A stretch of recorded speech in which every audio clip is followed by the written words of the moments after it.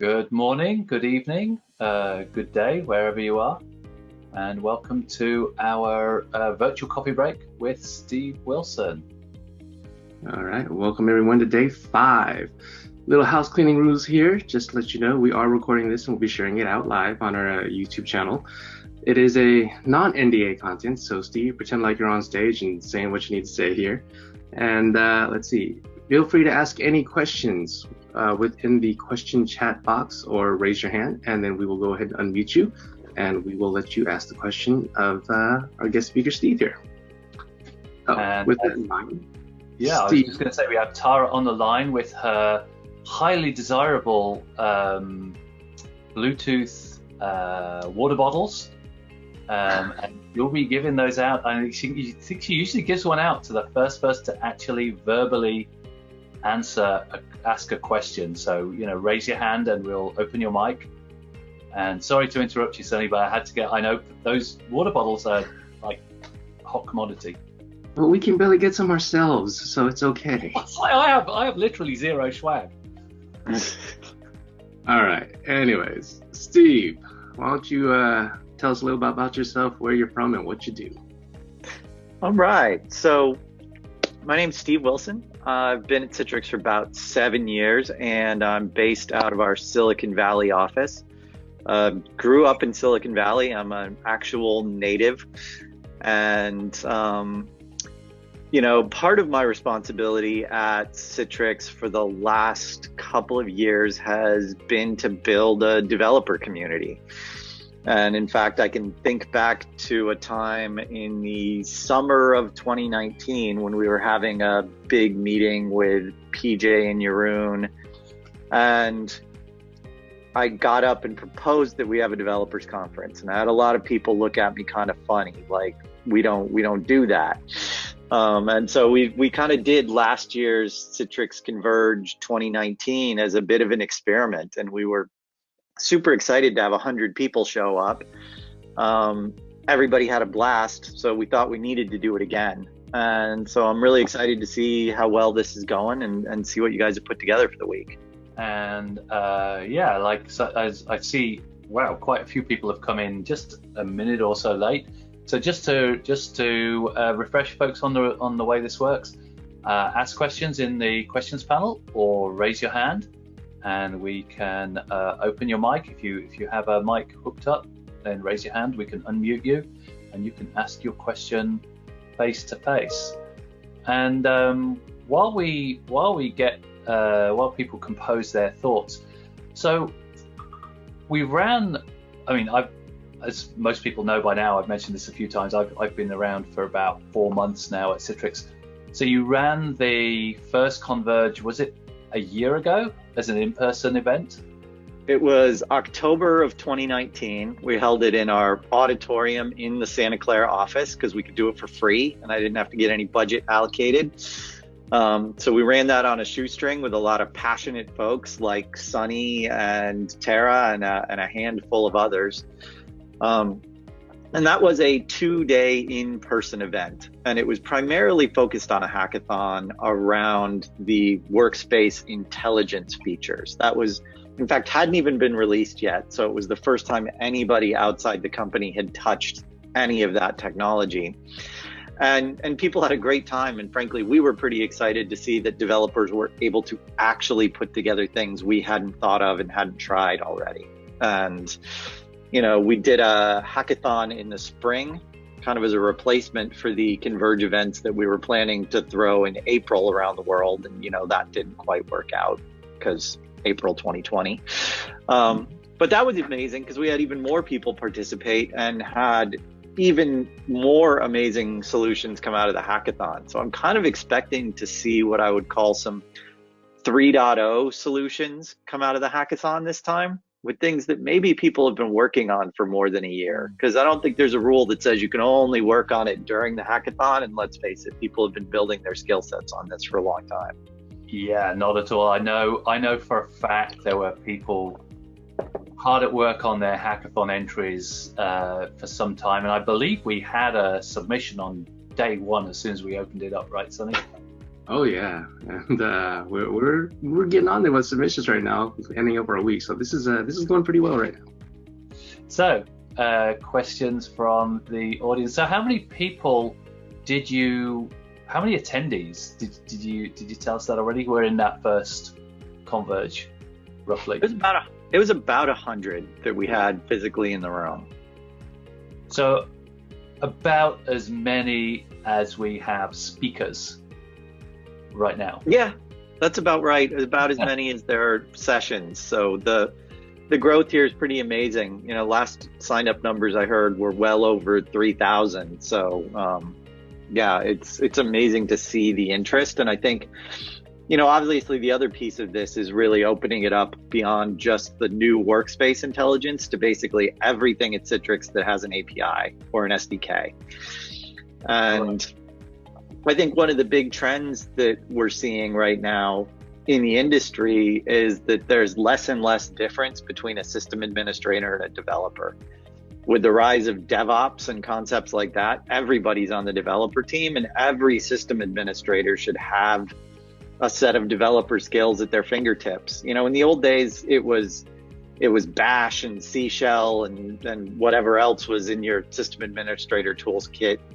Now more and more, you know, you've got to be learning REST APIs and all of these other pieces if you want to stay current on that. So I think there's a lot of opportunity here to get exposed to everything from, you know, cloud native networking and Kubernetes to new programming languages to, you know, SDKs that are designed to help you with moving workloads to the cloud. So a lot of ways that you can kind of update your skills at the conference. So I would encourage everyone out there, really go have a look at the session list, because if there are not 5 sessions there that could upskill you in some way and give you an advantage out there in your job, I would be shocked.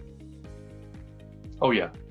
And it's interesting. We put the conference together very deliberately with introductory material kind of in the first few days, and it kind of ramps up into more complex topics. And it's been interesting to see the chat in the Slack channels evolve as we get into the more meaty topics. And we've actually had some really great sessions where, you know, the speaker from the session just finishing is chatting with the one just starting, and they've got, like, you know, they're in the same track, so they've got some overlap in interest, and there's been some really substantial discussions there, and it's really, really interesting to see and to have those. One of the, you know, I talk about turning a necessity into a virtue with this conference, and one of the things is all of those hallway conversations are in public for everybody to share. Yep. So not a question, but we do have a comment from one of our guest speakers, and he actually has an amazing session on how he's utilizing micro apps within the adoption process. But Neek says, no question about a great thanks to all of you. As a Citrix employee, I'm looking forward to the hackathon outcome. This inspires me to bring this up with customers. Love to show how our product portfolio can help tackle business model needs as a non-developer is also enjoying Converge. Nice. I got a question for the audience, since we do have a lot of people here. I would love to get thoughts for what should we be doing next in 2021. And this is a conversation that Sunny and Pat and I have been having for the past few weeks. Is certainly we can throw bigger and better versions of things like Converge, but I don't think that's the only thing we should be doing. And so for you out there who are now part of this growing developer community around Citrix technologies, what do you want in terms of support? Are there events, materials, anything you want? You know, feel free to either, you know, drop it as a question in the chat. You can answer back that way, or raise your hand if you're brave, and Sonny will put you on camera and you can give us some input. Love to hear it. All right. So I know. Oh wow, the questions are coming. The comments are coming in thick and fast. But the next question, actually, before we get into the response to that, we had a question kind of sitting in the queue, and it's one that I kind of had on my mind also, from Mahesh. how can Citrix support freelancers who are looking to transition into developer from an admin? Interesting. So I think there's a few very concrete things that you can do. First off, if you are interested in the micro app track specifically, we actually have developed a special part of the Citrix Ready program for micro apps. And that field is so wide open with so many potential applications that you can create. A great way to kind of build some name and some reputation there is go ahead and build one of these micro apps and list it in the catalog. You don't have to be a multi-billion-dollar corporation with hundreds of developers. It's going to be something you built that has some utility. There's some minimum guidelines about what you list that you have to kind of self-certify that you've done a certain amount of testing and things on it. But it's not a bar that, frankly, an individual developer couldn't achieve. So I would say definitely check that out. The other piece is, in terms of making that transition from admin to developer, I would say first off, think about building the skill set in the job that you're in today. Even if you're a freelancer and you're doing what I would call system administration jobs, think about, rather than putting in the hours to drive, all right, I've got to put in so many hours to stand this thing up, build the toolkit to do it. Build your toolkit. And then in your consulting job for system administration, maybe it used to take you 50 hours to do something, but you can go in and do it at every customer in an hour. You don't have to tell them that. You can still build them for a fixed price that would make up your 50 hours, but you do 1 hour of work and get 50 times the customers. Yep. So you can actually build all of that out.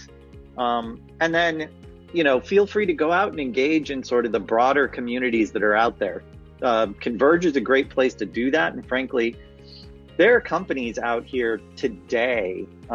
We have some of these great partners like A2K and RawWorks and things like that are focused on this space, that are hiring developers and taking them out and putting them out in the market. So go out and interact with some of these partners, HPE, really a lot of the companies that are sponsoring the event, Fujitsu.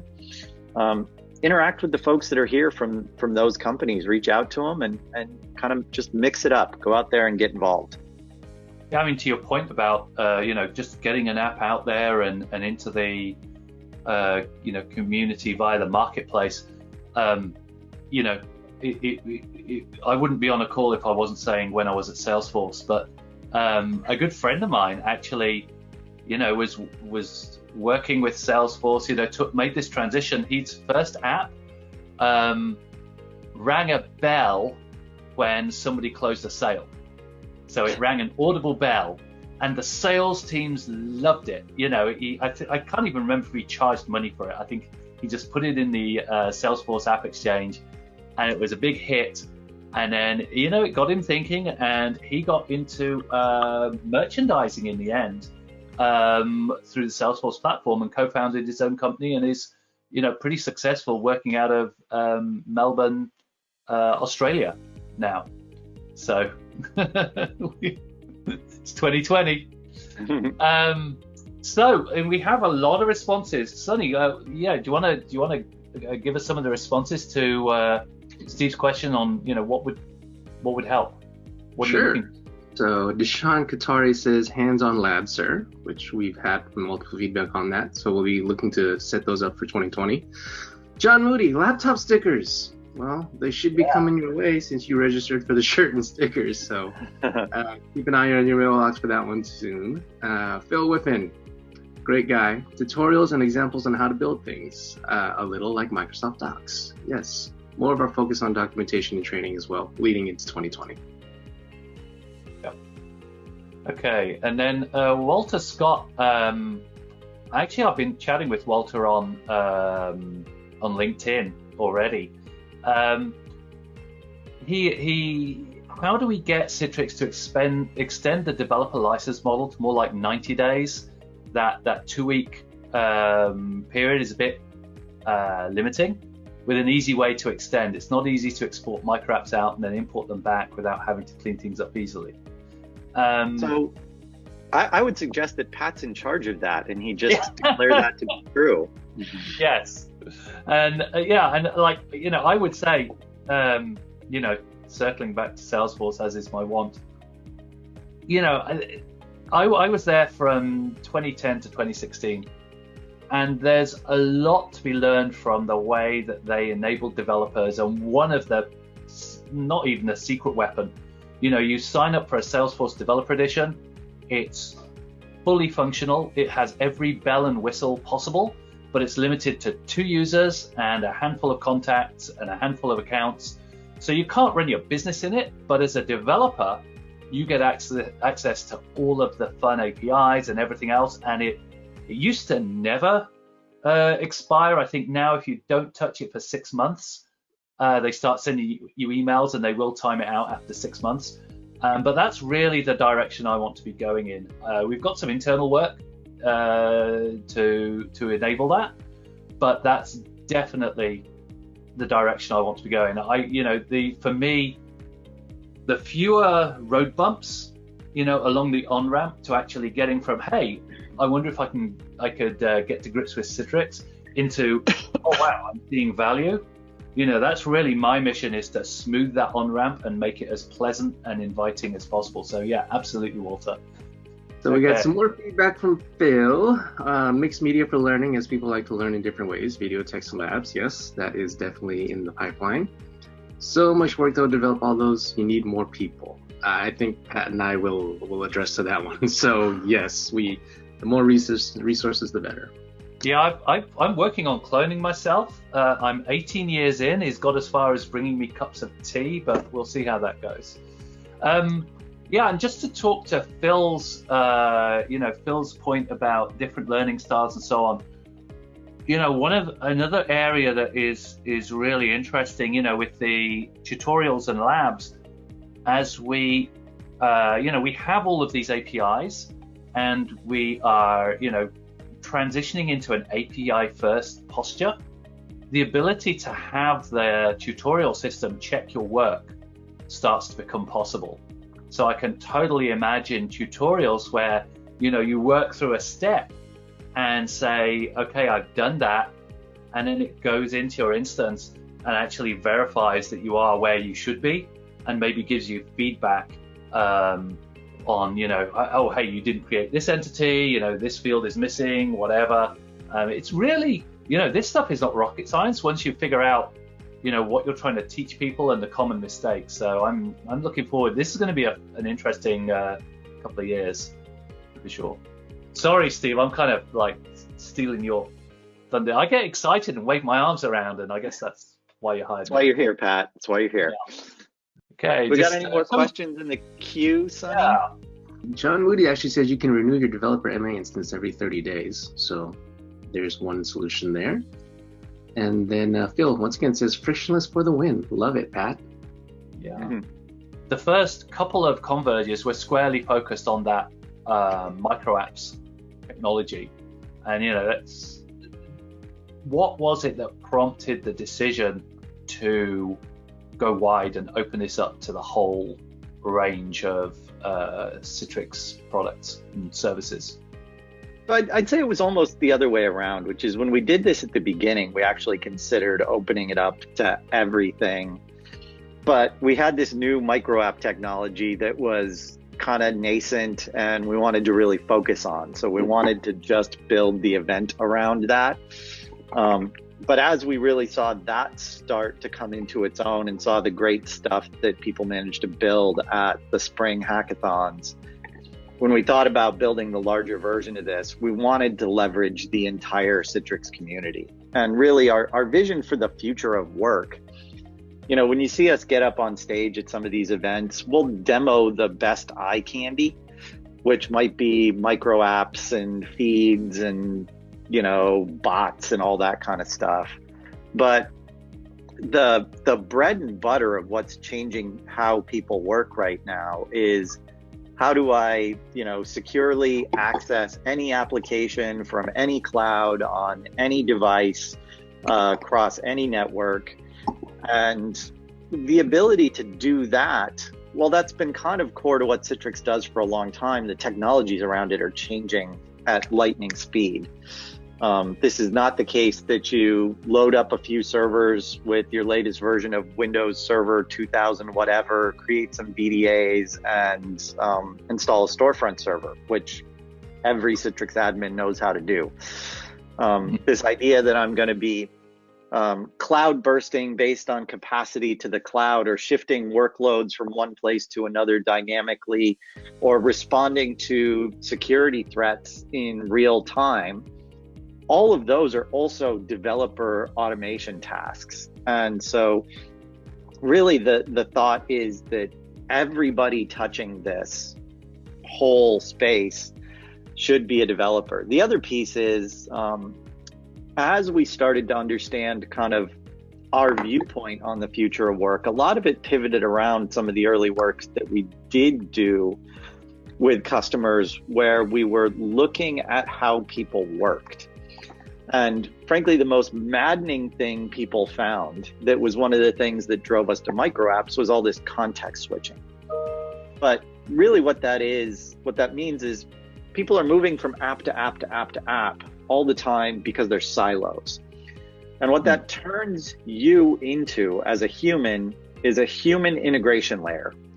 You are building wetware robotic automation processes that involve you copying things out of emails, pasting them into SaaS apps, taking results, putting them into Excel spreadsheets, pasting them into Slack. And you do this over and over and over again. And that's the maddening part. So some parts of this, we can solve with some of the micro app frameworks, but the micro app is just one piece of what I would call a way to solve an integration problem. And we want to take those robotic automation problems and turn them into things where software helps integrate it for you. And when you think about that, whether it's administrative tasks, whether it's end user tasks, the idea is to break down all these silos, and the key is APIs. The key is software. And when we invited Stephen O'Grady to help us do the keynote for the conference, that was exactly why, is developers fundamentally change the equation of how you think about how people will work. And so enabling our community to get more of those developer skills and build that leverage is going to fundamentally change the way that our community works.